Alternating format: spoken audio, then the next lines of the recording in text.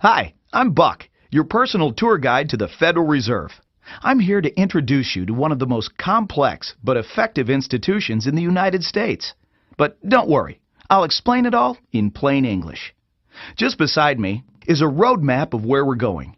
Together, we'll walk through the Federal Reserve System, literally. And along the way, I'll show you just what goes on around here and why it's important.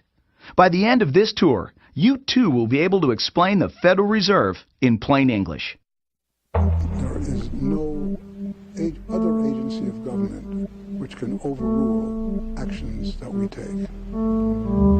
There is no other agency of government which can overrule actions that we take. There is no other agency of government which can overrule actions that we take. That would effectively be a takeover of monetary policy by the Congress, a repudiation of the independence of the Federal Reserve, which would be highly destructive to the stability of the financial system, the dollar, and our national economic situation. The Federal Reserve does not own any gold at all. We have not owned gold since 1934.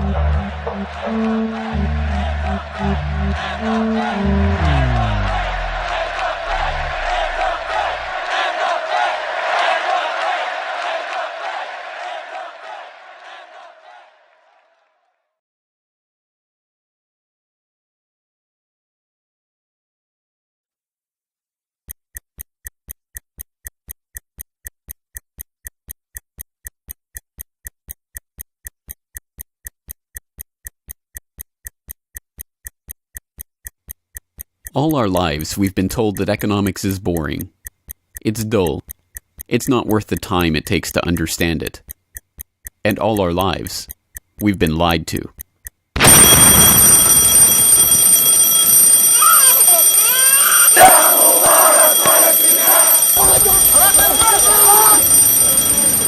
War, poverty, revolution.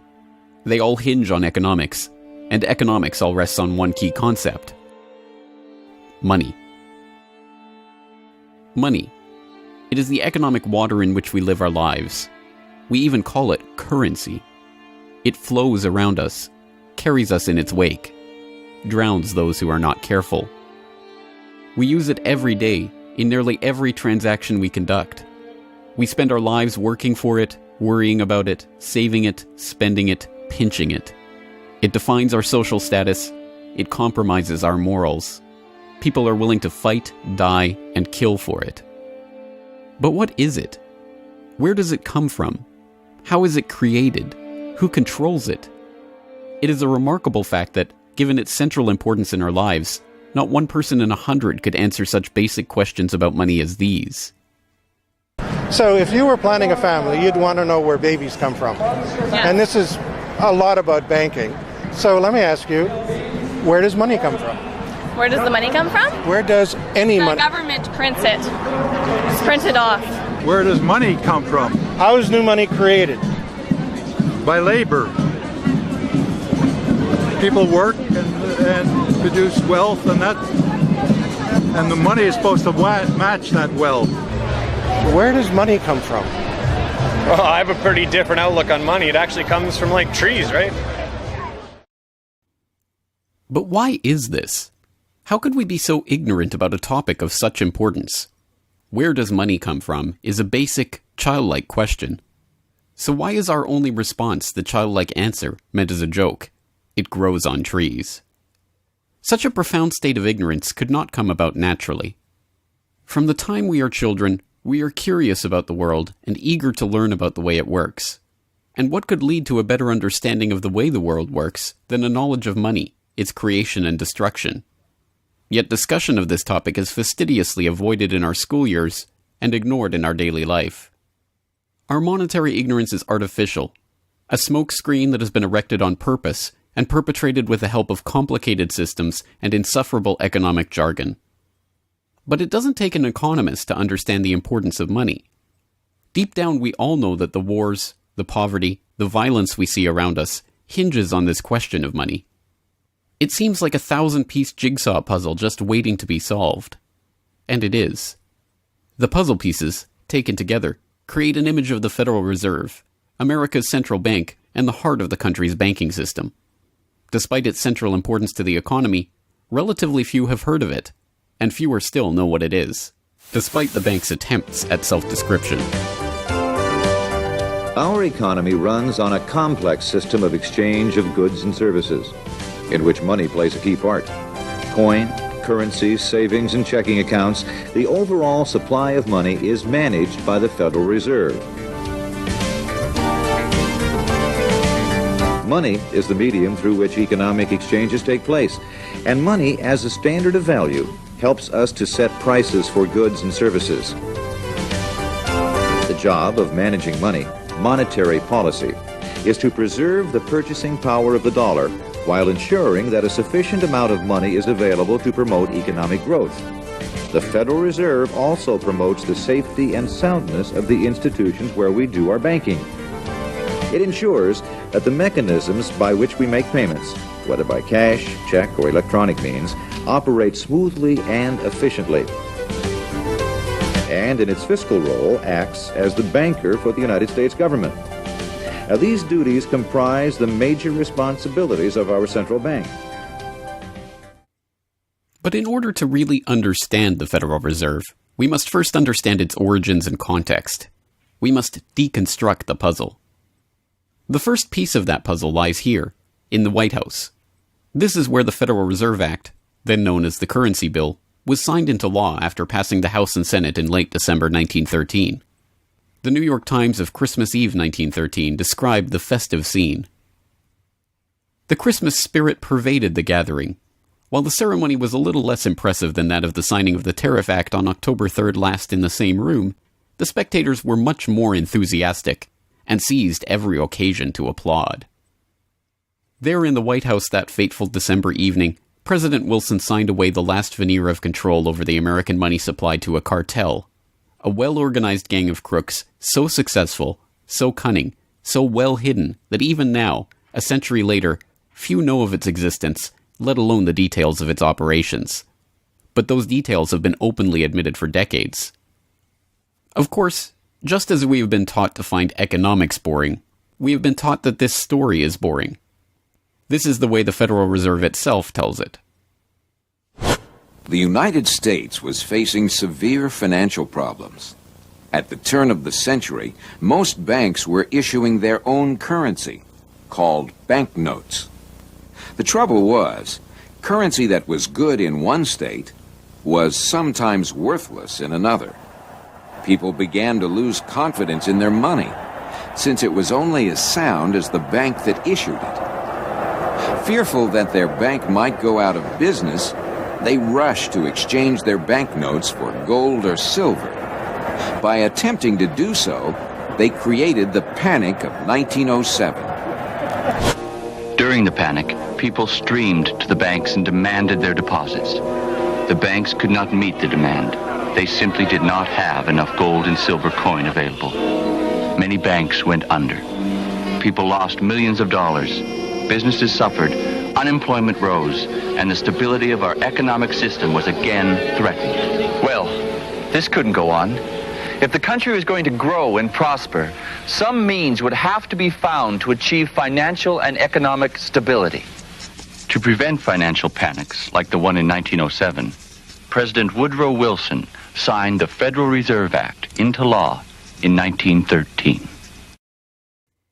But this is history as told by the victors, a revisionist vision in which the creation of a central bank to control the nation's money supply is merely a boring historical footnote, about as important as the invention of the zipper or an early 20th century hula hoop craze.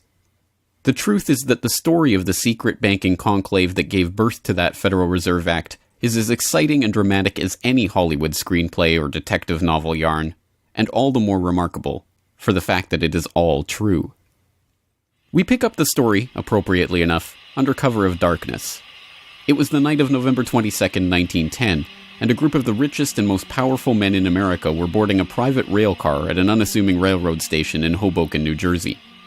The car, waiting with shades drawn to keep onlookers from seeing inside, belonged to Senator Nelson Aldrich, the father-in-law of billionaire heir to the Rockefeller dynasty, John D. Rockefeller Jr. A central figure on the influential Senate Finance Committee where he oversaw the nation's monetary policy, Aldrich was referred to in the press as the general manager of the nation. Joining him that evening was his private secretary Shelton, and a who's who of the nation's banking and financial elite. A. Pyatt Andrew, the Assistant Treasury Secretary, Frank Vanderlip, President of the National City Bank of New York, Henry P. Davison, a senior partner of J.P. Morgan Company, Benjamin Strong Jr., an associate of J.P. Morgan and president of Bankers Trust Co., and Paul Warburg, heir of the Warburg banking family and son-in-law of Solomon Loeb of the famed New York investment firm Kuhn Loeb and Company. The men had been told to arrive one by one after sunset to attract as little attention as possible. Indeed, secrecy was so important to their mission that the group did not use anything but their first names throughout the journey so as to keep their true identities secret even from their own servants and waitstaff. The movements of any one of them would have been reason enough to attract the attention of New York's voracious press, especially in an era where banking and monetary reform was seen as a key issue for the future of the nation. A meeting of all of them, now that would surely have been the story of the century. And it was. Their destination? The secluded Jekyll Island off the coast of Georgia, home to the prestigious Jekyll Island Club whose members included the Morgans, Rockefellers, Warburgs, and Rothschilds. Their purpose? Davison told intrepid local reporters who had caught wind of the meeting that they were going duck hunting. But in reality, they were going to draft a reform of the nation's banking industry in complete secrecy. G. Edward Griffin, the author of the best-selling The Creature from Jekyll Island and a longtime Federal Reserve researcher, explains. What happened is that the banks decided that since there was going to be legislation anyway to control their industry, that they wouldn't just sit back and wait and see what happened and cross their fingers that it would be okay. They decided that to do what so many cartels do today, they decided to take the lead. And they would be the ones calling for regulations and reform. They like the word reform. And the American people are suckers for the word reform. You just put that into any corrupt piece of legislation, call it reform, and people say, oh, I'm all for reform. And so they vote for it or accept it. So that's what they were doing. They decided we will reform our own industry. In other words, we will create a cartel, and we will give the cartel the power of government. We'll take our cartel agreement so that we can self-regulate to our advantage, and we'll call it the Federal Reserve Act. And then we'll take this cartel agreement to Washington and convince those idiots there to pass it into law. And that basically was the strategy. It was a brilliant strategy. Of course, we see it happening all the time, and certainly in our own day today, we see the same thing happening in other cartelized industry. Right now, we're watching it unfold in the field of healthcare, but at that time, it was banking, all right?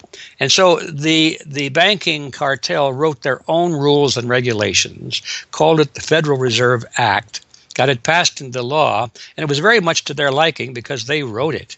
And in essence, what they had created is a set of rules which made it possible for themselves to regulate their industry, but they went even beyond that. In fact, it's clear to me when I was reading their letters and their conversations at the time and the debates that they never dreamed that Congress would go along and also give them the right to issue the nation's money supply. I mean, not only were they now going to regulate their own industry, which is what they started out as wanting to do, but they got this incredible gift that they didn't dream would be given to them, although they were negotiating for it. And that was Congress gave them the authority to issue the nation's money. And Congress gave away the sovereign right to issue the nation's money to the private banks. And so all of this was in the Federal Reserve Act, and the American people were joyous because they were told and they were convinced that this was finally a means of controlling this big creature from Jekyll Island. Amazingly enough, they were successful, not just in conspiring to write the legislation that would eventually become the Federal Reserve Act, but in keeping that conspiracy a secret from the public for decades. It was first reported on in 1916 by Bertie Charles Forbes, the financial writer who would later go on to found Forbes magazine. But it was never fully admitted until a quarter-century later, when Frank Vanderlip wrote a casual admission of the meeting in the February 9th, 1935 edition of the Saturday Evening Post. I was as secretive, indeed as furtive, as any conspirator. I do not feel it is any exaggeration to speak of our secret expedition to Jekyll Island as the occasion of the actual conception of what eventually became the Federal Reserve System. Over the course of their 9 days of deliberation at the Jekyll Island Club, they devised a plan so overarching, so ambitious, that even they could scarcely imagine that it would ever be passed by Congress. As Vanderlip put it, "Discovery of our plan, we knew, simply must not happen, or else all our time and effort would be wasted. If it were to be exposed publicly that our particular group had got together and written a banking bill, that bill would have no chance whatever of passage by Congress." So what precisely did this conclave of conspirators devise at their Jekyll Island meeting? A plan for a central banking system to be owned by the banks themselves, a system which would organize the nation's banks into a private cartel that would have sole control over the money supply itself. At the end of their 9-day meeting, the bankers and financiers went back to their respective offices, content in what they had accomplished. The details of the plan changed between its 1910 drafting and the eventual passage of the Federal Reserve Act, but the essential ideas were there. But ultimately, this scene on Jekyll Island, too, is just one piece of a larger puzzle. And like any other puzzle piece, it has to be seen in its wider context for the bigger picture to become visible. To understand the other pieces of the puzzle and their importance in the creation of the Federal Reserve, we have to travel backward in time. The story begins in late 17th century Europe. The 9 Years' War is raging across the continent as Louis XIV of France finds himself pitted against much of the rest of the continent over his territorial and dynastic claims. King William III of England, devastated by a stunning naval defeat, commits his court to rebuilding the English navy. There's only one problem: money. The government's coffers have been exhausted by the waging of the war, and William's credit is drying up. A Scottish banker, William Patterson, has a banker's solution. A proposal to form a company to lend £1 million to the government at 6% plus $5,000 management fee, with the right of note issue. By 1694, the idea has been slightly revised, a £1.2 million loan at 8% plus $4,000 for management expenses. But it goes ahead. The magnanimously titled Bank of England is created. The name is a carefully constructed lie, designed to make the bank appear to be a government entity. But it is not. It is a private bank owned by private shareholders for their private profit, with a charter from the king that allows them to print the public's money out of thin air and lend it to the crown. What happens here at the birth of the Bank of England in 1694 is the creation of a template that will be repeated in country after country around the world. A privately controlled central bank lending money to the government at interest, money that it prints out of nothing. And the jewel in the crown for the international bankers that creates this system is the future economic powerhouse of the world, the United States. In many important respects, the history of the United States is the history of the struggle of the American people against the banksters that wish to control their money. By the 1780s, with colonies still fighting for independence from the crown, the bankers will get their wish. In 1781, the United States is in financial turmoil. The Continental, the paper currency issued by the Continental Congress to pay for the war, has collapsed from overissue and British counterfeiting. Desperate to find a way to finance the end stages of the war, Congress turns to Robert Morris, a wealthy shipping merchant who was investigated for war profiteering just 2 years earlier. Now, as Superintendent of Finance of the United States from 1781 to 1784, he is regarded as the most powerful man in America, next to General Washington. In his capacity as Superintendent of Finance, Morris argues for the creation of a privately owned central bank deliberately modeled on the Bank of England that the colonies were supposedly fighting against. Congress, backed into a corner by war obligations and forced to do business with the bankers just like King William in the 1690s, acquiesces and charters the Bank of North America as the nation's first central bank. And exactly as the Bank of England came into existence loaning the British Crown £1.2 million, the BNA started business by loaning $1.2 million to Congress. By the end of the war, Morris has fallen out of political favor and the Bank of North America's currency has failed to win over a skeptical public. the BNA is downgraded from a national central bank to a private commercial bank chartered by the state of Pennsylvania. But the bankers have not given up yet. Before the ink is even dry on the Constitution, a group led by Alexander Hamilton is already working on the next privately owned central bank for the newly formed United States of America. So brazen is Hamilton in the forwarding of this agenda that he makes no attempt to hide his aims or those of the banking interests he serves. A national debt, if it is not excessive, will be to us a national blessing, he wrote in a letter to James Duane in 1781. It will be a powerful cement of our union. It will also create a necessity for keeping up taxation to a degree which, without being oppressive, will be a spur to industry. Opposition to Hamilton and his debt-based system for establishing the finances of the U.S. is fierce. Led by Jefferson and Madison, the bankers and their system of debt enslavement is called out for the force of destruction that it is, with Thomas Jefferson writing, "The spirit of war and indictment, since the modern theory of the perpetuation of debt, has drenched the earth with blood and crushed its inhabitants under burdens ever accumulating." Still, Hamilton proves victorious. The first Bank of the United States is chartered in 1791 and follows the pattern of the Bank of England and the Bank of North America almost exactly. A privately owned central bank with the authority to loan money that it creates out of nothing to the government. In fact, it is the very same people behind the new bank as were behind the old Bank of North America. It was Alexander Hamilton, Robert Morris's former aide, who first proposed Morris for the position of financial superintendent, and the director of the old Bank of North America, Thomas Willing, is brought in to serve as the first director of the First Bank of the United States. Meet the new banking bosses, same as the old banking bosses. In the first 5 years of the bank's existence, the U.S. government borrows $8.2 million from the bank, and prices rise 72%.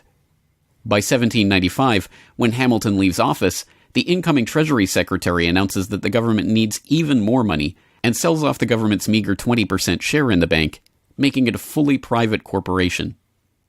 Once again, the U.S. economy is plundered while the private banking cartel laughs all the way to the bank that they created. By the time the bank's charter comes due for renewal in 1811, the tide has changed for the money interests behind the bank. Hamilton is dead, shot to death in a duel with Aaron Burr. The bank-supporting Federalist Party is out of power. The public are wary of foreign ownership of the central bank, and what's more, don't see the point of a central bank in time of peace. Accordingly, the charter renewal is voted down in the Senate, and the bank is closed in 1811. Less than a year later, the U.S. is once again at war with England. After 2 years of bitter struggle, the public debt of the U.S. has nearly tripled from $45.2 million to $119.2 million. With trade at a standstill, prices soaring, inflation rising, and debt mounting, President Madison signs the charter for the creation of another central bank, the Second Bank of the United States, in 1816. Just like the two central banks before it, it is majority privately owned and is granted the power to loan money that it creates out of thin air to the government. The 20-year bank charter is due to expire in 1836, but still in his first term, President Andrew Jackson has already vowed to let it die prior to renewal. Believing that Jackson won't risk his chance for re-election in 1832 on the issue, the bankers forward a bill to renew the bank's charter in July of that year, 4 years ahead of schedule. Remarkably, Jackson vetoes the renewal charter and stakes his re-election on the people's support of his move. In his veto message, Jackson writes in no uncertain terms about his opposition to the bank. Whatever interest or influence, whether public or private, has given birth to this act, it cannot be found either in the wishes or necessities of the executive department, by which present action is deemed premature, and the powers confirmed upon its agent not only unnecessary, but dangerous to the government and country. It is to be regretted that the rich and powerful too often bend the acts of government to their selfish purposes.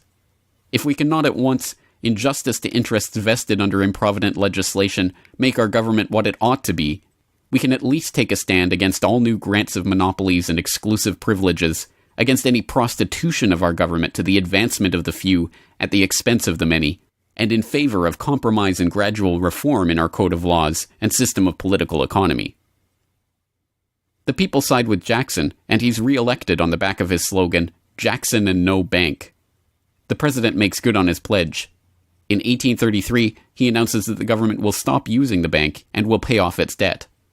The bankers retaliate in 1834 by staging a financial crisis and attempting to pin the blame on Jackson, but it's no use.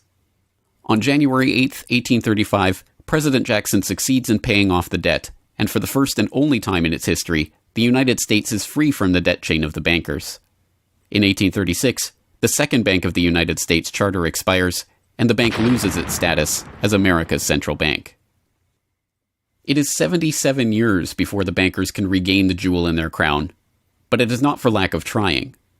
Immediately upon the death of the bank, the banking oligarchs in England react by contracting trade, removing capital from the US, demanding payment in hard currency for all exports, and tightening credit. This results in a financial crisis known as the Panic of 1837, and once again Jackson's campaign to kill the bank is blamed for the crisis. Throughout the late 19th century, the United States is rocked by banking panics brought about by wild banking speculation and sharp contractions in credit. By the dawn of the 20th century, the bulk of the money in the American economy has been centralized in the hands of a small clique of industrial magnates, each with a near monopoly on a sector of the economy. There are the Astors in real estate, the Carnegies and the Schwabs in steel, the Harrimans, Stanfords, and Vanderbilts in railroads, the Mellons and the Rockefellers in oil. As all of these families start to consolidate their fortunes, they gravitate naturally to the banking sector. And in this capacity, they form a network of financial interests and institutions that centered largely around one man, banking scion and increasingly America's informal central banker in the absence of a central bank, John Pierpont Morgan. John Pierpont Morgan, or Pierpont as he prefers to be called, is born in Hartford, Connecticut in 1837 to Junius Spencer Morgan, a successful banker and financier. Morgan rides his father's coattails into the banking business, and by 1871 is partnered in his own firm, the firm that was eventually to become J.P. Morgan and Company.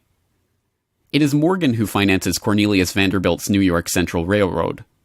It is Morgan that finances the launch of nearly every major corporation of the period, from AT&T to General Electric to General Motors to DuPont. It is Morgan who buys out Carnegie and creates the United States Steel Corporation, America's first billion-dollar company. It is Morgan who brokers a deal with President Grover Cleveland to save the nation's gold reserves by selling $62 million worth of gold to the Treasury in return for government bonds. And it is Morgan who, in 1907, sets in motion the crisis that leads to the creation of the Federal Reserve.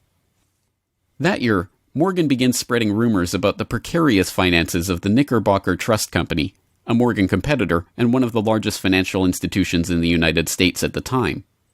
The resulting crisis, dubbed the Panic of 1907, shakes the U.S. financial system to its core.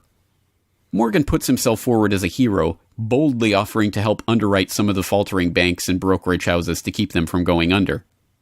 After a bout of hand-wringing over the nation's finances, a congressional committee is assembled to investigate the Money Trust, the bankers and financiers who brought the nation so close to financial ruin and that wield such power over the nation's finances.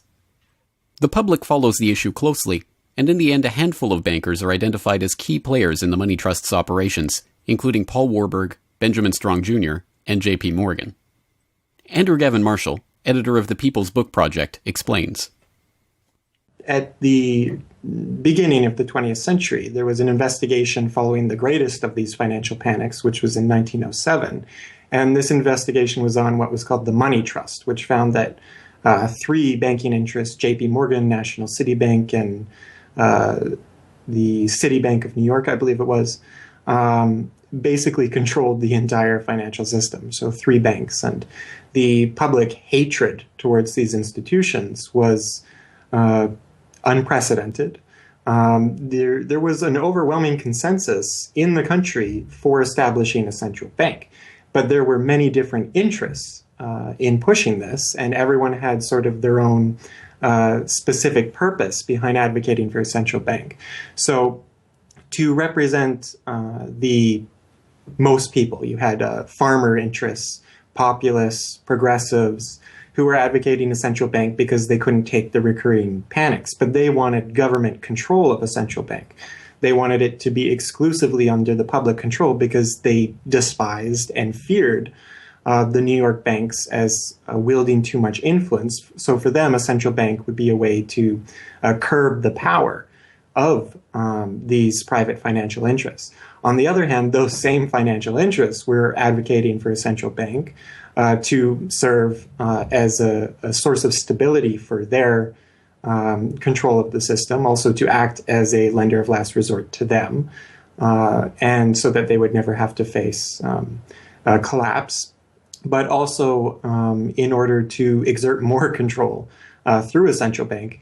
The private New York banking community wanted a central bank under the exclusive control of them. There's a shocker. So you had all these various different interests which converged. Of course, the most influential happened to be the New York financial houses, which were more aligned with European financial houses than they were with any other element in American society. The main individual behind the founding of the Federal Reserve was Paul Warburg, who was a partner with Kuhn, Loeb and Company, European banking house. His brothers were prominent bankers in Germany at that time, and he had, of course, close connections with every major financial and really big industrial firm in the United States, and most of those existing in Europe. And he was discussing all these ideas with his fellow compatriots in advocating for a central bank. In 1910, Warburg got the support of a senator named Senator Aldrich, whose family later married into the Rockefeller family. Again, I'm sure just a coincidence, but Aldrich invited Warburg and a number of other bankers to a private secret meeting on Jekyll Island, just off the coast of Georgia, where they met in 1910 to discuss the construction of a central bank in the United States, but one which, of course, would be owned and serve the interests of the private bankers. Aldrich then, in 1911, presented this as the Aldrich Plan or the Aldrich Bill in the U.S. Congress, and it was actually voted out. The public, suspicious of Senator Aldrich's banking connections, ultimately reject the Jekyll Island Cabal's Aldrich Plan. The Cabal does not give up, however. They simply revise and rename their plan, giving it a new public face, that of Senator Robert Owen and Representative Carter Glass. In the end, the money trust that was behind the Panic of 1907 uses the public's own outrage against them to complete their consolidation of control over the banking system. The newly retitled Federal Reserve Act is signed into law on December 23, 1913, and the Fed begins operations the next year.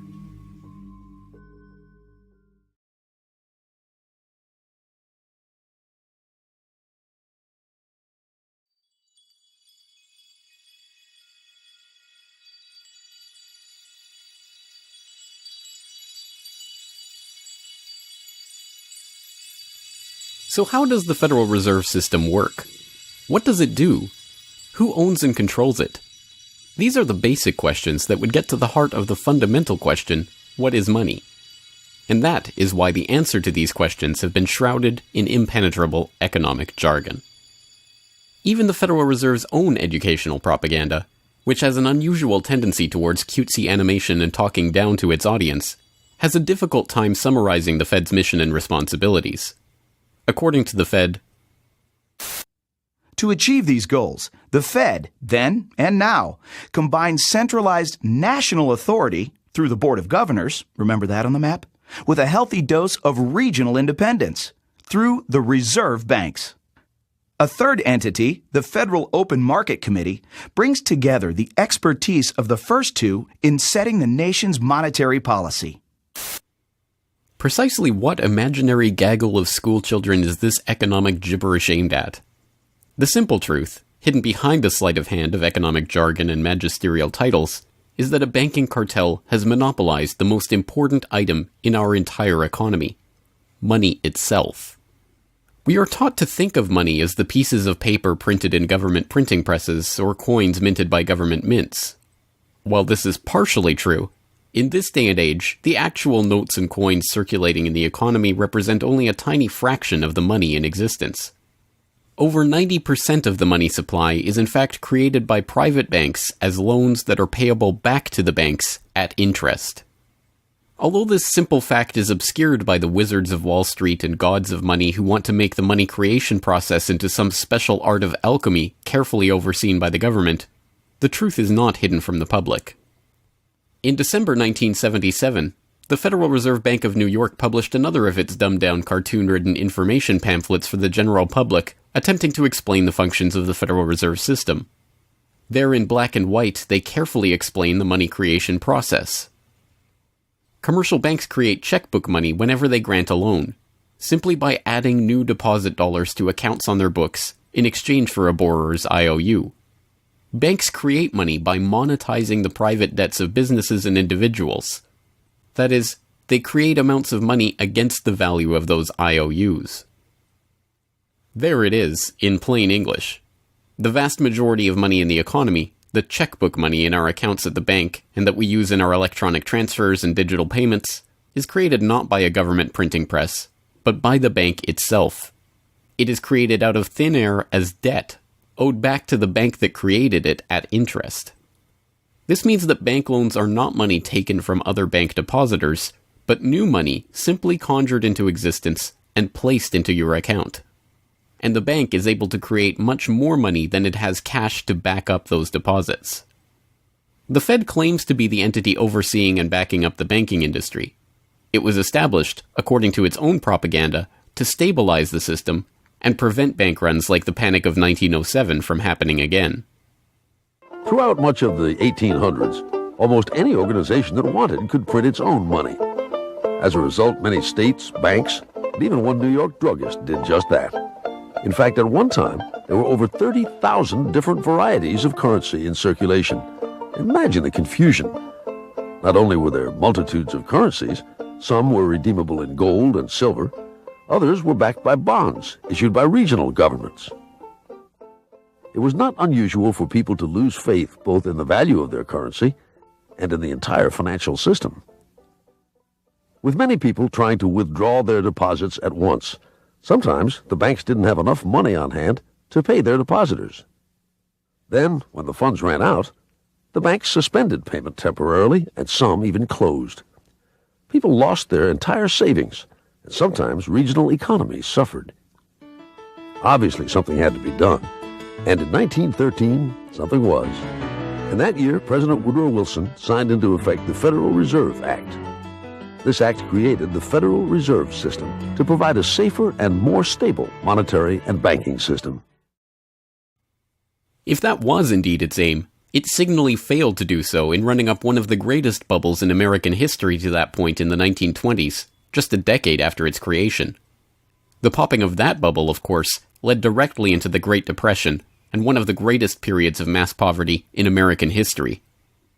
Economists have long argued that the Fed itself was the cause of the Depression by its complete mismanagement of the money supply.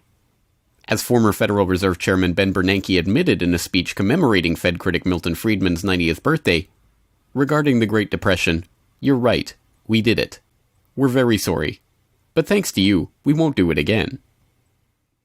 Price stability is another cited tenet of the Federal Reserve's mandate.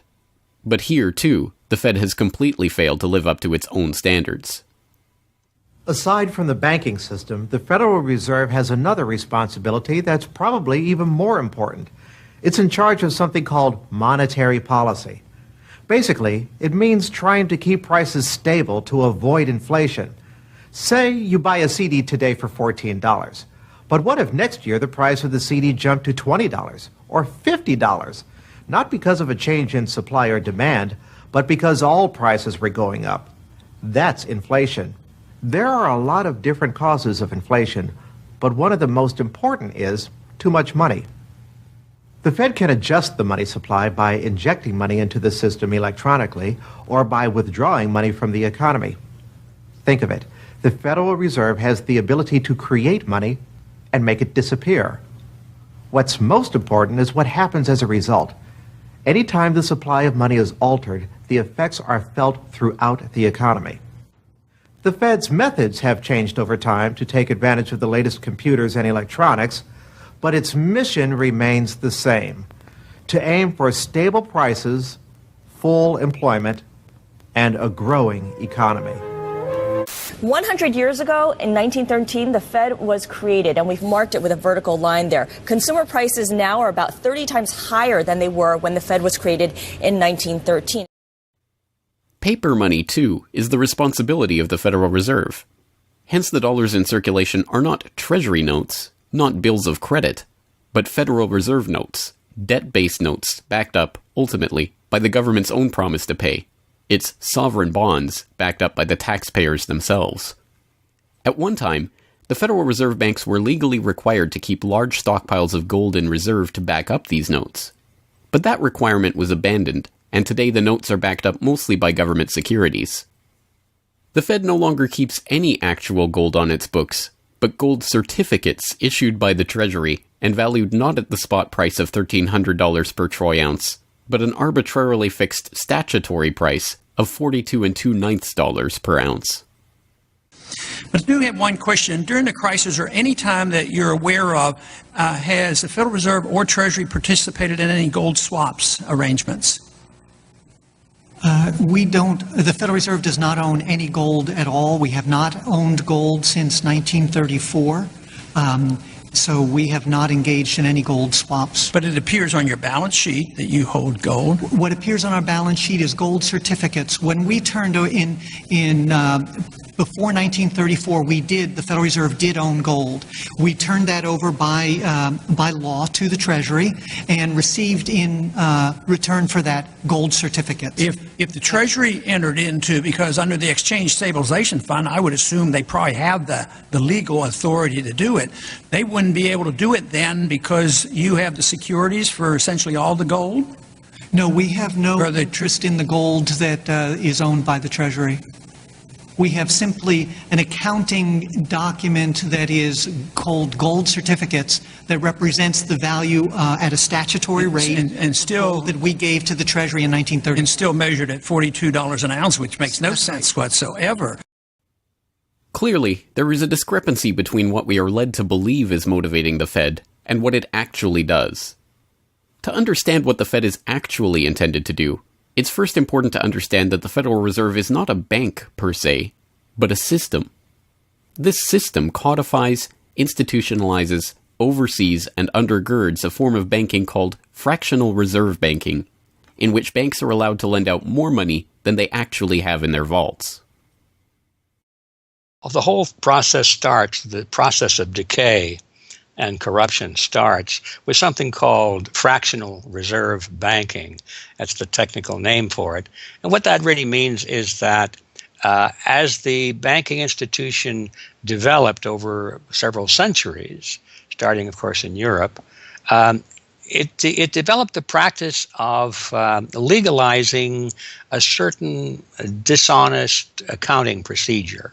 In other words, in the very, very beginning, if you want to go all the way back, people would bring their gold or silver to the banks for safekeeping. And they'd say, give us a paper receipt. And we don't want to guard our silver and our gold because, people could come in the middle of the night and they could kill us or tie us up and threaten us, and they'll get our gold and silver, so we can't really guard it. We'll take it to the bank and have them guard it, and we just want a paper receipt so that we can take the receipt back and get our gold anytime we want. And so in the beginning, money was receipt money. They could then, instead of changing or exchanging the gold coins, they could exchange the receipts, and people would accept the receipts just as well as the gold, knowing they could get the gold. And so these paper receipts being circulated were, in essence, the very first examples of paper money. Well, the banks learned early on that game that here they were sitting on this pile of gold and all these paper receipts out there. People weren't bringing the receipts in anymore. Very few of them, maybe 5%, maybe 7% of the people would bring in their paper receipts and ask for the gold. So they said, why don't we just sort of give more receipts out than we have gold? They'll never know because we only are asked at the best 7% of it, so we can create more receipts for gold than we have, and we can collect interest on that because we'll loan that into the economy and we'll charge interest on this money that we don't really have. And it's a pretty good gimmick, don't you think? And they, well, yeah, of course. And so that's how fractional reserve banking started. And now it's institutionalized, and they teach it in school. No one ever questions the integrity of it or the ethics of it. They say, well, that's the way banking works. And isn't it wonderful that we now have this flexible currency and we have prosperity and all of this sort of thing? So it all starts with this concept of fractional reserve banking. The trouble is with that is it works most of the time, but every once in a while, there are a few ripples that come along that are a little bit bigger than the other ripples, and maybe one of them is a wave, and more than 7% will come in and ask for their gold. Maybe 20% will come in, or 30%. And well, now the banks are embarrassed because the fraud is exposed. They say, well, we don't have your gold. What do you mean you don't have my gold? I gave it to you and put it on deposit, and you said you'd safeguard it. Well, we don't have it. We loaned it out. So then the word gets out, and everybody and their uncle comes and lines up for their gold.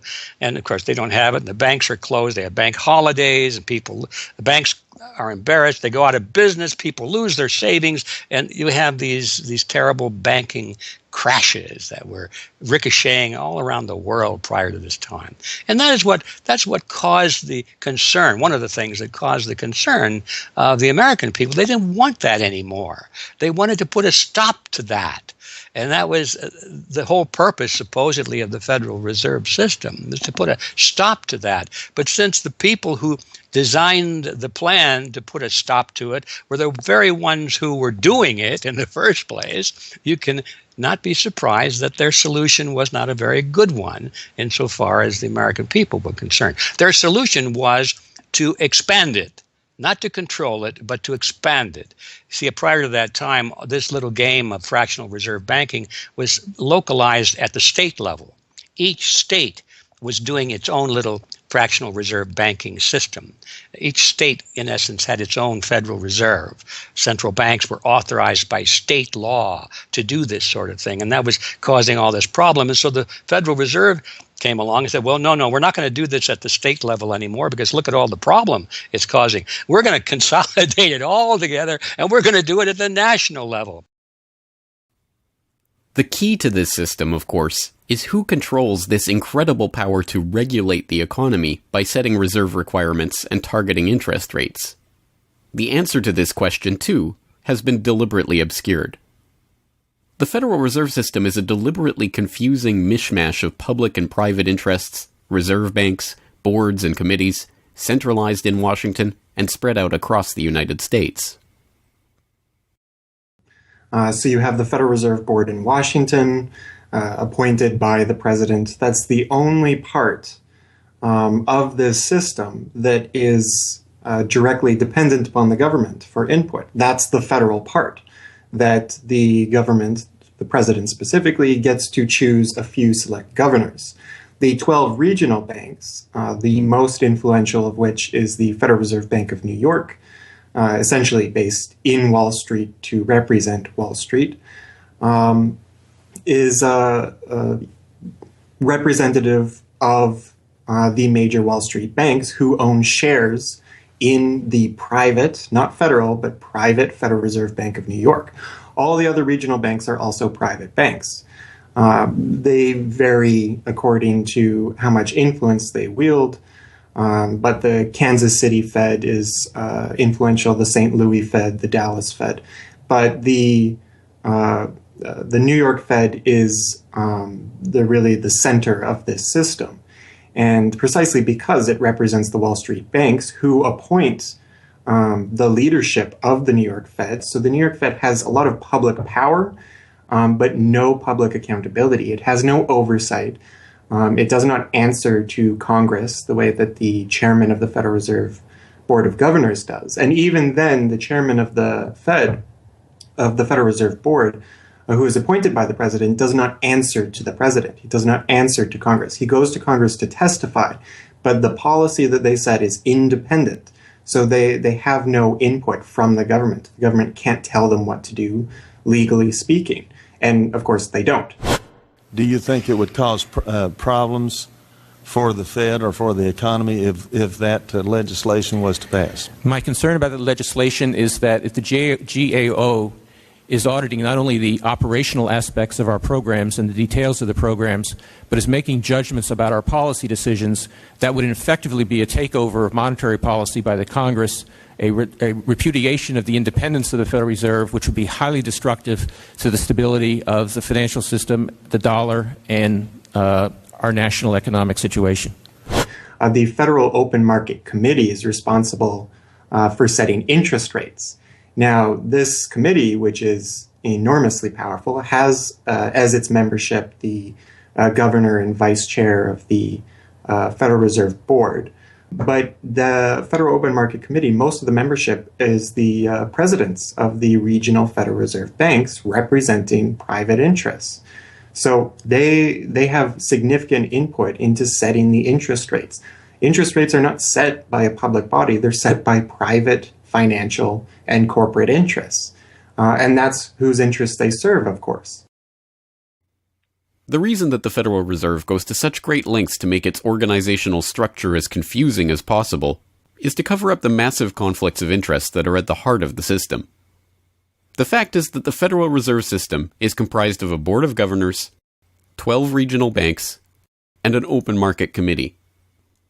The privately owned member banks of each Federal Reserve Bank vote on the majority of the Reserve Bank's directors, and the directors vote on members to serve on the Federal Open Market Committee, which determines monetary policy. What's more, Wall Street is given a prime seat at the table, with tradition holding that the president of the powerful New York Federal Reserve Bank be given the vice chairmanship of the FOMC and be made a permanent committee member. In effect, the private banks are the key determinants in the composition of the FOMC, which regulates the entire economy. According to the Fed, its monetary policy decisions do not have to be approved by the president or anyone else in the executive or legislative branches of government. It does not receive funding appropriated by the Congress, and the terms of the members of the Board of Governors span multiple presidential and congressional terms. Or, in the words of Alan Greenspan, what is the proper relationship, what should be the proper relationship between a chairman of the Fed and a president of the United States? Well, first of all, the Federal Reserve is an independent agency, and that means basically that there is no other agency of government which can overrule actions that we take. The Fed goes on in its self-mythologization to state that it is not a private, profit-making institution. This characterization is dishonest at best, and an outright lie at worst. The regional banks are themselves private corporations, as noted in a 1928 Supreme Court ruling.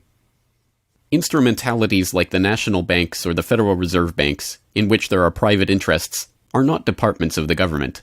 They are private corporations in which the government has an interest. This point is even admitted by the Federal Reserve's own senior counsel. Our regulations do specify overall terms for the lending, but the day-to-day operation of the banking activities are conducted by the Federal Reserve banks. They are banks, and indeed they do lend, and they do interact they're their with own depositors. agency, then, essentially, they are not in that agencies. regard. Yes, they're not agencies, Your Honor. They're persons under FOIA. Each Federal Reserve Bank, the stock is owned by the member banks in the district, 100% privately held. They have private boards of directors.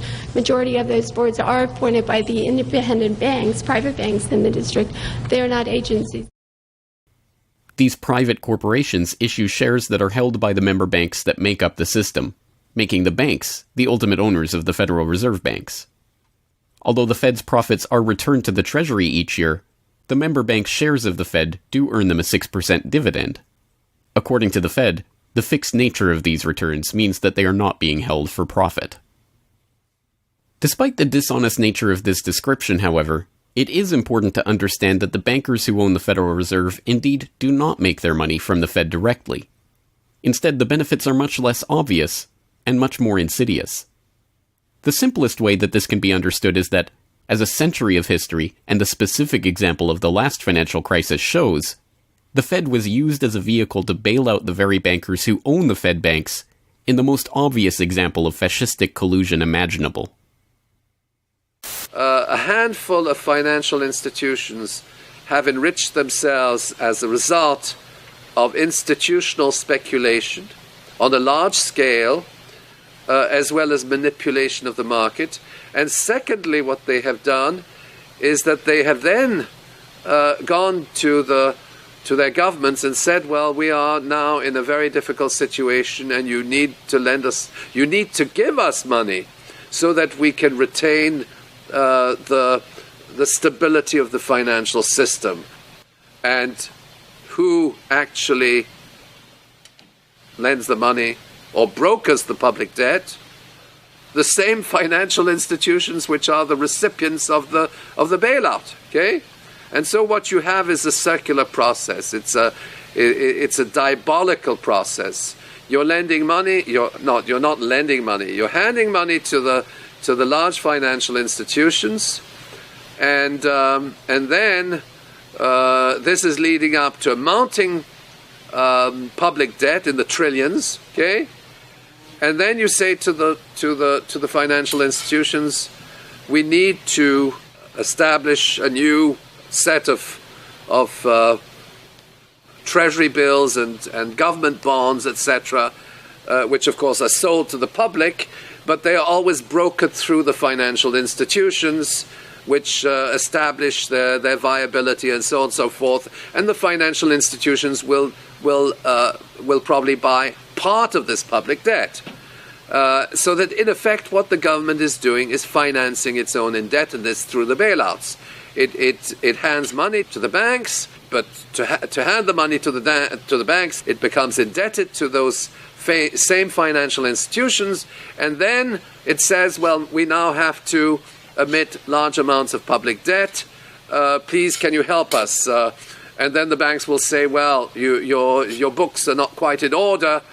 And then the government will say, well, obviously they're not in order because we've just handed you $1.4 trillion of bailout money, and we're now in a very difficult situation, so we need to borrow money from the people who are, in fact, the recipients of the bailout. So this is really what we're dealing with. We're dealing with a circular process.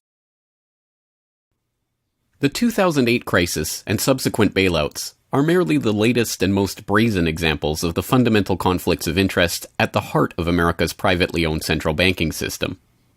Beginning with the collapse of Lehman Brothers in September of that year, the Federal Reserve embarked on an unprecedented program of bailouts and special zero-interest lending facilities for the very banks that had caused the subprime meltdown in the first place.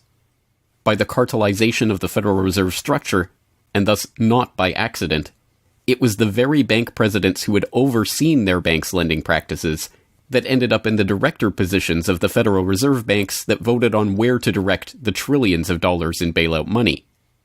And unsurprisingly, they directed it toward their own banks.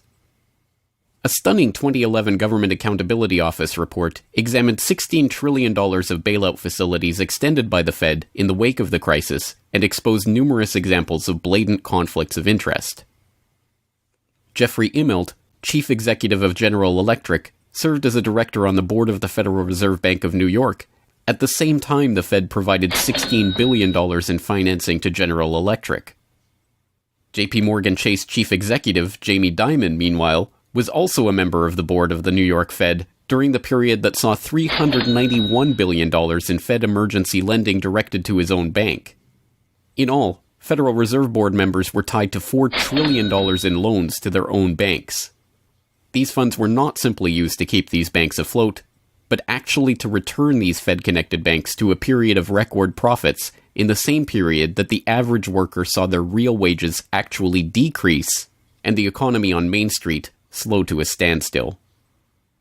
Ben Bernanke, at that time the chairman of the Federal Reserve Board of Governors, was confronted about these conflicts of interest by Senator Bernie Sanders upon the release of the GAO report in June 2012. Senator, you raised an important point, which is that this is not something the Federal Reserve created. This is in the statute. Congress in the Federal Reserve Act said this is the governance of the Federal Reserve, and more specifically that bankers would be on the board. And 6 out of 9. Sorry? 6 out of 9 in the regional banks are come from the banking industry. That's correct. And that is in the law. And right. I'll answer your question, though. The answer to your question is that Congress set this up. We have tried. I think we've made it into something useful and valuable. We do get information from it. But if Congress wants to change it, of course, we will work with you to find alternatives. Bernanke is completely right. These conflicts are, in fact, a part of the institution itself. A structural feature of the Federal Reserve that was baked into the Federal Reserve Act itself over 100 years ago by the bankers who conspired to cartelize the nation's money supply. You could not ask for a more succinct reason why the Federal Reserve itself, this admitted cartel of banking interests, needs to be abolished. But you could get one.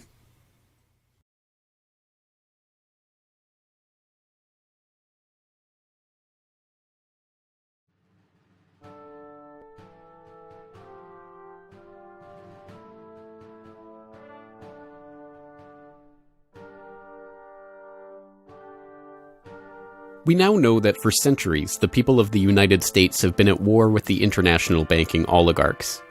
That war was lost, seemingly for good, in 1913, with the creation of the Federal Reserve. With the passage of the Federal Reserve Act, President Woodrow Wilson consigned the American population to a century in which the money supply itself has depended on the whims of the banking cabal. A century of booms and busts, bubbles and depressions, has led to a wholesale redistribution of wealth toward those at the very top of the system. At the bottom, the masses toil in relative poverty, single-income households becoming double-income households out of necessity, their quality of life being slowly eroded as the Federal Reserve notes that pass for dollars are themselves devalued. Worse yet, the fraud itself perpetuates Alexander Hamilton's persistent myth that a national debt is necessary at all. The US is now locked into a system whereby the government issues bonds to generate the funds for their operations, bonds that are backed up by the taxation of the public's own labor. The perpetrators of this fraud, meanwhile, remain in the shadows, largely ignored by a general public that could instantly recognize the latest Hollywood heartthrob or pop idol, but have no clue what the head of Goldman Sachs or the New York Fed does, let alone who they are. This cabal bear allegiance to no nationality, no philosophy or creed, no code of ethics. They are not even motivated by greed, but power. The power that the control of the money supply inevitably brings with it. After a person has all the money in the world that you could possibly use to buy anything you want, what's left to capture your imagination? And the answer, of course, is power. Power over people. Now, money is power over people, but there's another power over people as well, and that is the political power, the social power. And I think this has now become the dominant driving force of these people. They've already got the money. They've got it locked down. Now they're striving for this new world order, as their name for it. They want all of the world into one political unit, which they dominate, not only with money, but with military and psychological means and education and media and propaganda. They want total control over every human on the planet. And by golly, they're moving pretty rapidly in that direction. It did not take long for this lust for power to rear its head. In 1921, just 7 years after the Fed began operations, the same J.P. Morgan-connected banking elite that founded the Federal Reserve incorporated an organization called the Council on Foreign Relations with the goal of taking over the foreign policy apparatus of the United States, including the State Department. In this quest, it was remarkably successful. Although there are only about 4,000 members in the organization today, its membership has included 21 Secretaries of Defense, 18 Treasury Secretaries, 18 Secretaries of State, 16 CIA directors, and many other high-ranking government officials, military officers, business elite, and, of course, bankers. The first director of the CFR was John W. Davis, J.P. Morgan's personal lawyer and a millionaire in his own right. Together with its sister organizations in Britain and elsewhere around the world, these groups would work together toward what they called a New World Order of total financial and political control directed by the bankers themselves. As Carroll Quigley, noted Georgetown historian and mentor of Bill Clinton, wrote in his 1966 work, Tragedy and Hope, A History of the World in Our Time, the powers of financial capitalism had a far-reaching aim, nothing less than to create a world system of financial control in private hands, able to dominate the political system of each country and the economy of the world as a whole. This system was to be controlled in a feudalist fashion by the central banks of the world acting in concert, by secret agreements arrived at in frequent private meetings and conferences. The apex of the system was to be the Bank for International Settlements in Basel, Switzerland, a private bank owned and controlled by the world's central banks, which were themselves private corporations. This is why the bankers and their partners in government and business conspired to bring about the 2008 crisis. Not for the pursuit of money, but power. In the same way the bankers used the panic of 1907 to consolidate their control over the money supply, they hope to use the 2008 crisis and subsequent panics, which they themselves have created, to consolidate their political control.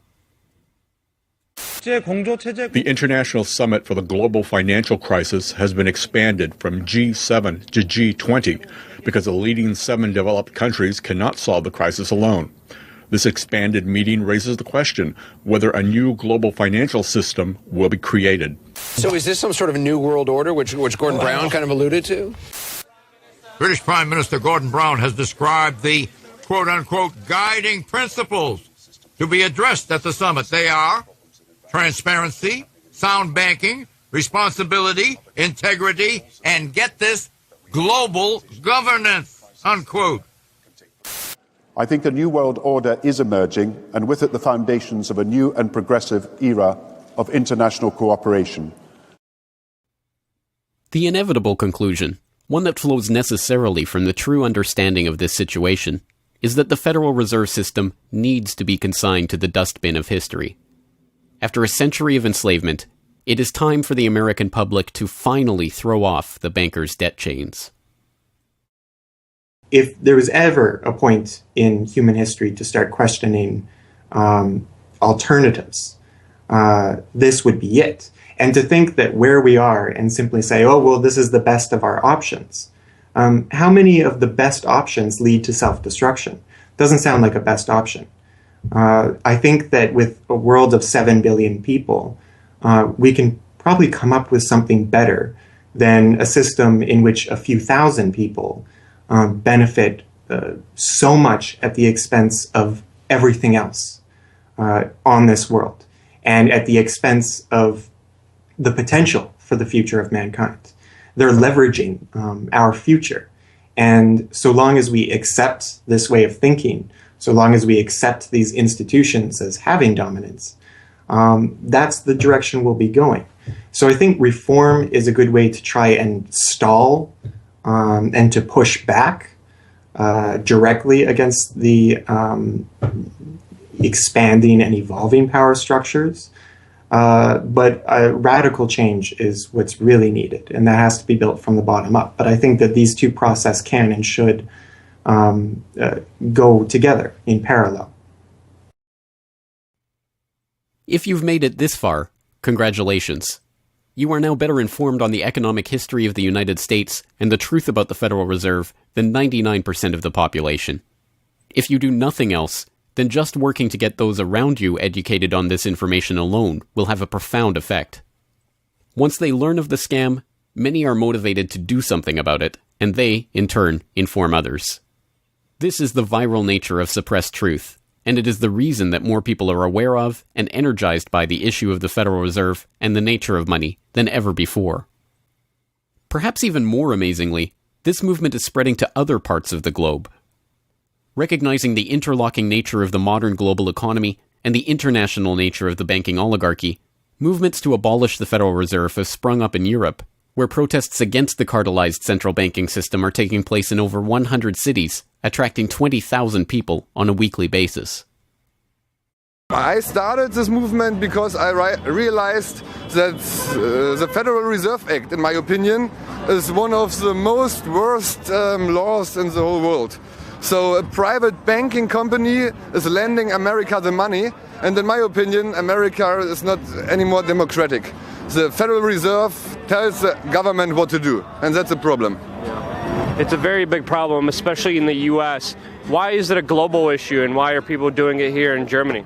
Because when you realize that this finance system, it's a global system, you have to go to the really beginning of the system. And in my opinion, it's also the World Bank and the International Fund of Currencies and stuff like this. But at the beginning of all this is a law from 1913. Woodrow Wilson signed it. And this is the beginning of all this hardcore capitalism we are suffering right now from. And the only way to stop this is maybe to break this law. But what if the burgeoning movement to end the Fed is successful? What system do people propose as the answer? There have been several proposals along different lines by various researchers. Some argue for a return to America's colonial roots of debt-free money issued by state-run banks, pointing to the Bank of North Dakota as one already functioning, successful model of this approach. We've had two banking systems ever since the 1860s, with the state bank system and the federal bank system. And the federal bank system are the big Wall Street banks, particularly. They dominate the federal system.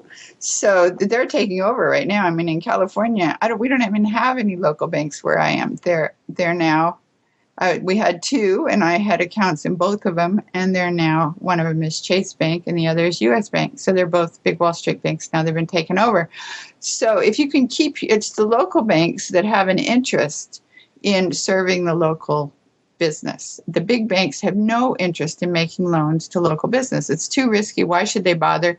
They've got this virtually free money they can get from the Fed and from each other, and it's much more lucrative to them either to speculate in commodities or other things abroad, or what works very well for them is to buy long-term government bonds at 3%, because these have no capital requirement. The capital requirement for government bonds are zero.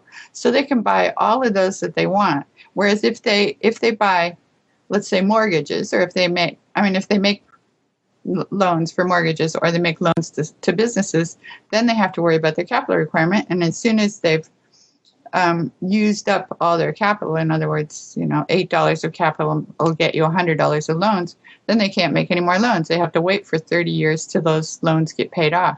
So what they do, if they do buy mortgages, is sell them off to investors. And so that was the whole mortgage-backed securities scam that we've seen.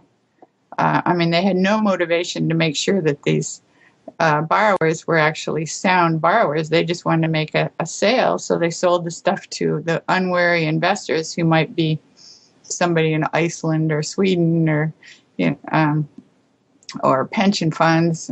Yeah, so that didn't work out so well. So a state bank with the partnering with the local banks can provide the capital, can help them with capital.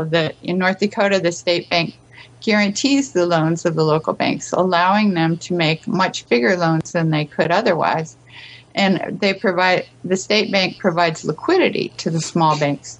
That's why the small banks, the local banks, aren't making loans to small business right now, because they don't know that they can get money from the other banks as needed.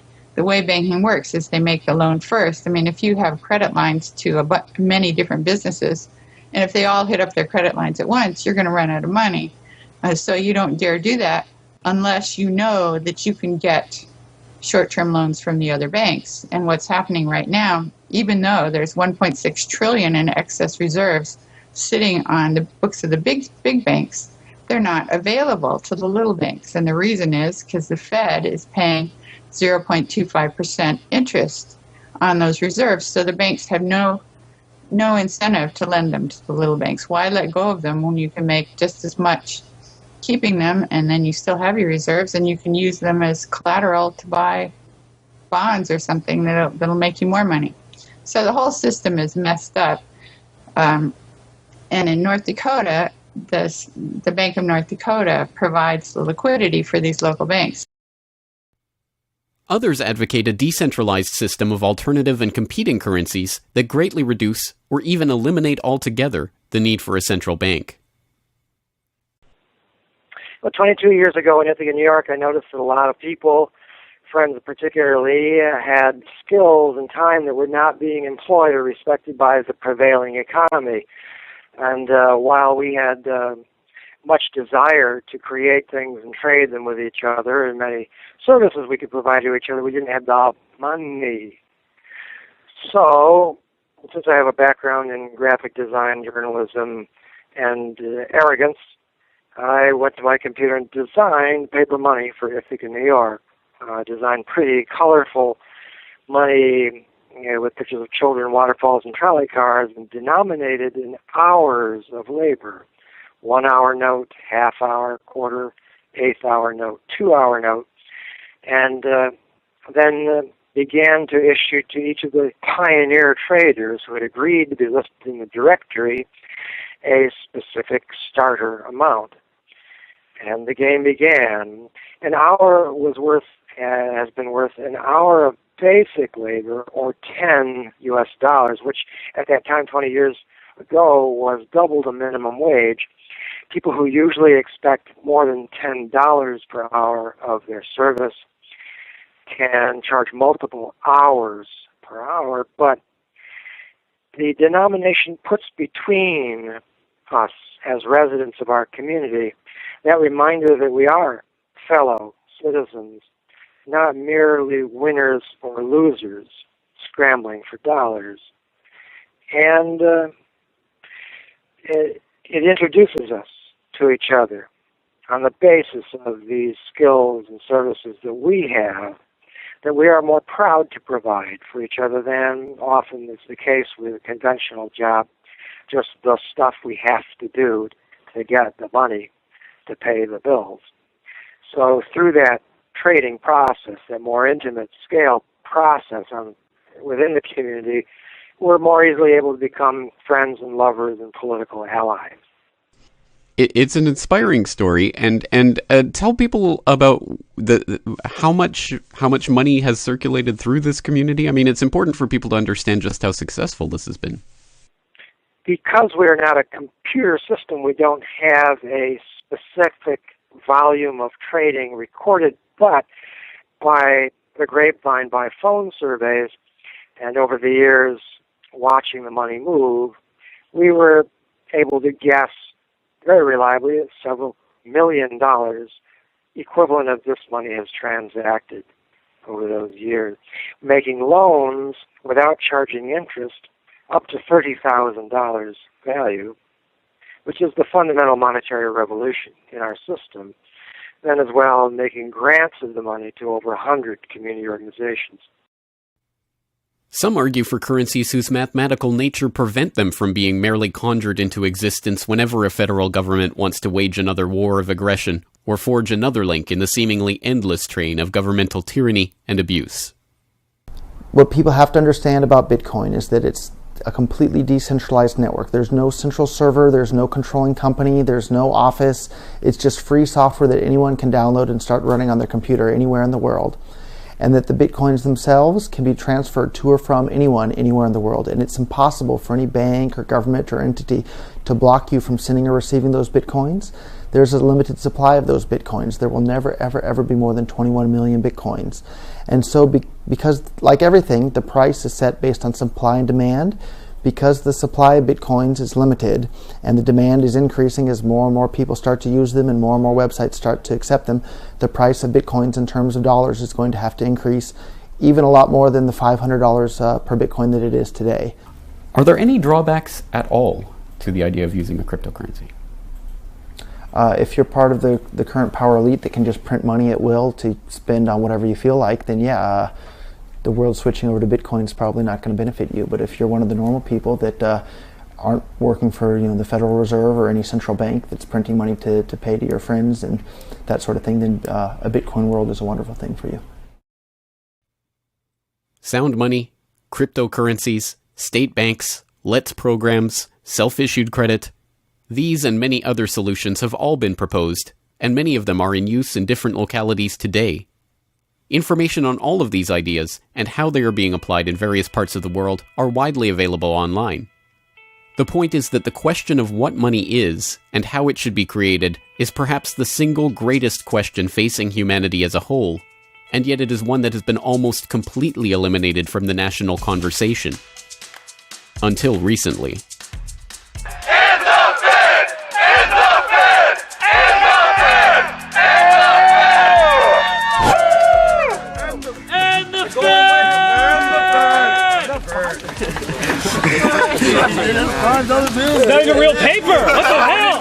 And the Fed! And the Fed! And the Fed! And the Fed!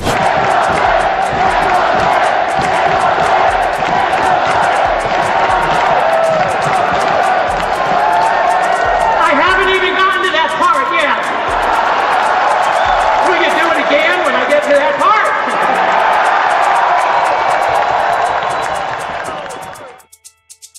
And so the rest of the story is now in our hands.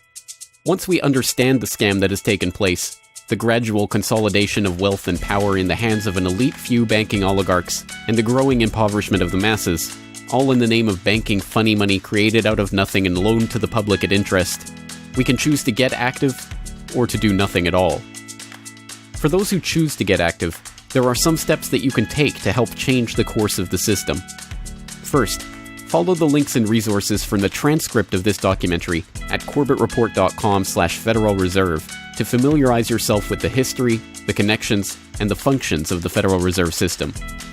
If you can't explain this material to yourself, then you will never be able to teach it to others. Secondly, begin reaching out to others to bring them up to speed on the issue. It can be as simple as broaching this conversation in the Monday morning water cooler talk, or passing out a copy of this documentary, or sending out links to this information to your email list. Insert this topic into your conversations. When people start talking about the national debt, or the state of the economy, or other political talking points, get them to question the roots of these issues, and why there is a national debt at all. Thirdly, when you are able to find or create a group of like-minded people in your area who are engaged with the issue, start a study group on the issue and its solutions. The study group can help source alternative or complementary currencies in the local area, or, if none exist already, the group can form the basis for a community of local businesses and customers who are willing to start experimenting with ways to wean themselves off of the Federal Reserve notes.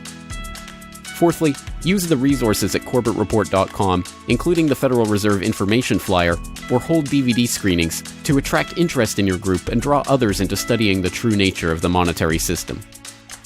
The work of building up an alternative to the current system can seem daunting, even at times overwhelming. But it is important to keep in mind that the Federal Reserve System that seems so monolithic today has only been around for 1 century. Central banks have been defeated in America before, and they can be defeated again. The question of how we decide to change this system is not rhetorical. It will either be answered by an informed, engaged, active population working together to create viable alternatives and to dismantle the current system, or it will be answered by the same banking oligarchy that has been controlling the money supply, and indeed the lifeblood of the country, for generations. Now, 1 century after the creation of the Federal Reserve System, we have a choice to make. Whether the next century, like the one before it, will be a century of enslavement, or, transformed by the actions and choices that we make in the light of this knowledge, a century of empowerment.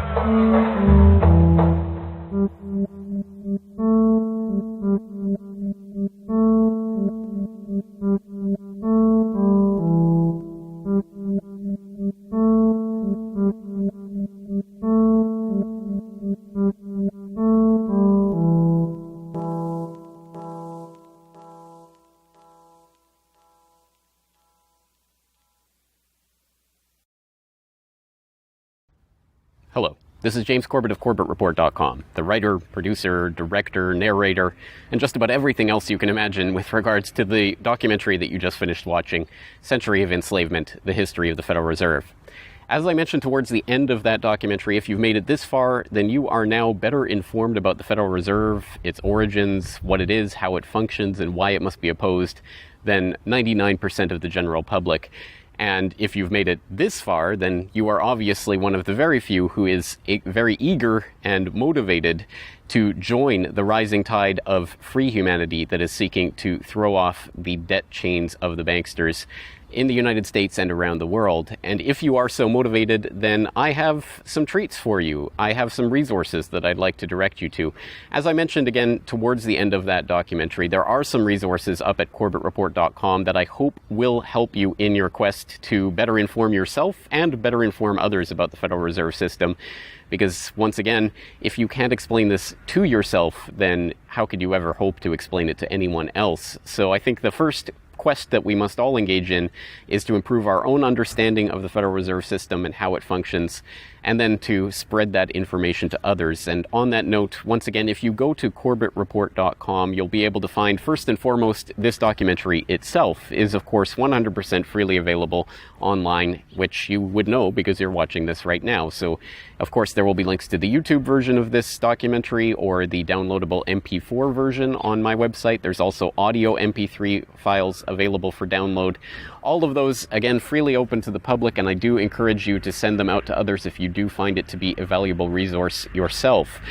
And once you're there at CorbettReport.com, you'll find not only the documentary itself, but also a transcript of the documentary, complete with hyperlinks to all of the source documents, videos, articles, all of the information that was used to compile this documentary. So I hope that will be a valuable resource, again, for people who are looking to put this information together in a way that makes sense in their own head, and so that they can see where all of this information is coming from, much of it sourcing from the Federal Reserve itself. So I hope that the hyperlinked transcript will be valuable to people out there who are seeking to broaden their understanding of these topics. And you will also find there a news information pamphlet that I have put together with the help of Mike Krentz of MikeKrentz.com, a graphic designer who's helped me out a lot behind the scenes on the website. As you can tell from the graphics on this documentary, I'm not a graphic designer myself by trade or by training, so I certainly do appreciate Mike's help in putting this information pamphlet together. And this is just a few points that have been addressed in this video, informational points about the Federal Reserve, what it is, and some interesting little teasers to get people interested in this information. You can download and print this off from CorbettReport.com and use it however you like, handing it out to people on the street, using it as a discussion point if you hold a DVD screening, if you want to just post it up in public areas, only where allowed by law, of course. Once again, this is freely available for download and for you to print out and to use to help spread information about the Federal Reserve System. And it's available both in color and black and white and should print nicely onto standard 8.5 by 11 letter size paper. So that will all be up there at the website, along with, of course, an actual DVD version of this documentary. Once again, if you do find this information useful, then I hope you will try to spread it to others. There are a lot of people who prefer the online link, but there will be some people who you cannot reach online. For those people, and for yourself, if you so desire, here is a physical hard copy that you can order from CorbettReport.com for 2,000 Japanese yen. That's about 20 Federal Reserve notes.